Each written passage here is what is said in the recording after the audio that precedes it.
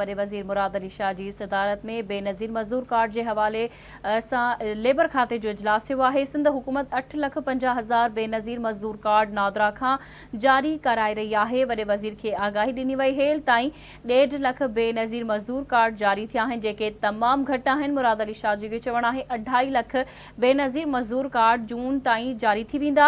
वॾे वज़ीर खे आगाही ॾिनी वई। वॾे वज़ीर पारां कार्ड जारी रखण लाइ सियासी कमिश्नर खे नादरा सां इजलास करण की हिदायत कई वई। कार्ड सां पोरितनि खे सिहत जूं सहूलियतूं, तालीम ऐं शादी जूं ग्रांट्स ॾिनियूं वेंदियूं। सूबाई वज़ीर शाहिद थईम जो चवणु आहे पोरितनि खे ॿिया नक़द पैकेज बि ॾिना वञनि। वॾे वज़ीर इहा हिदायत कई आहे।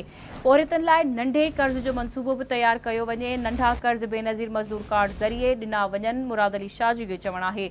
वॾे वज़ीर सैयद मुराद अली शाह जी सदारत में बेनज़ीर मज़दूर कार्ड के हवाले सां लेबर खाते जो इजलास थियो आहे। सिंध हुकूमत 8,50,000 बेनज़ीर मज़दूर कार्ड नादरा खां जारी कराए रही आहे। हेल ताईं 1.5 लख बेनज़ीर मज़दूर कार्ड जारी थिया आहिनि, जेके तमामु घटि आहिनि। 2.5 लख बेनज़ीर मज़दूर कार्ड जून ताईं जारी थी वेंदा। तफ़सील मालूम कंदासीं। असां सां लाइन ते मौजूद आहे कराची में आवाज़ न्यूज़ रिपोर्टर आमिर सुप्रो। जी आमिर, छा तफ़सील आहिनि, आगाह कजो। हाँ जी बिल्कुल, सिंध के वॾे वॾे सैयद मुराद अली शाह की सदारत हेठ मज़दूर कार्ड हवाले लेबर खाते जो इजलास थियो आहे। सिंध हुकूमत 8,50,000 बेनज़ीर मज़दूर कार्ड जारी कराइण लाइ कोशिशूं करे रही है। वॾे वज़ीर जो इहो चवणु आहे।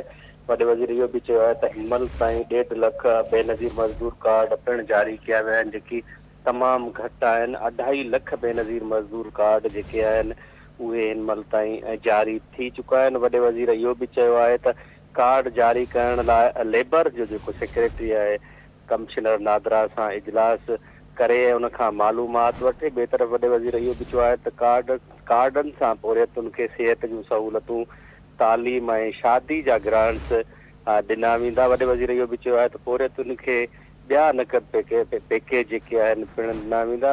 पोरियतुनि लाइ नंढे कर्ज़ जो मंसूबो पिणु तयारु कयो पियो वञे, जेको जल्द जेको आहे उनखे मज़दूरनि खे ॾिनो। ॿिए तरफ़ वॾे वज़ीर इहो बि चयो आहे त नंढा कर्ज़ बेनज़ीर मज़दूर कार्ड ज़रिए ॾिना वेंदा। जी।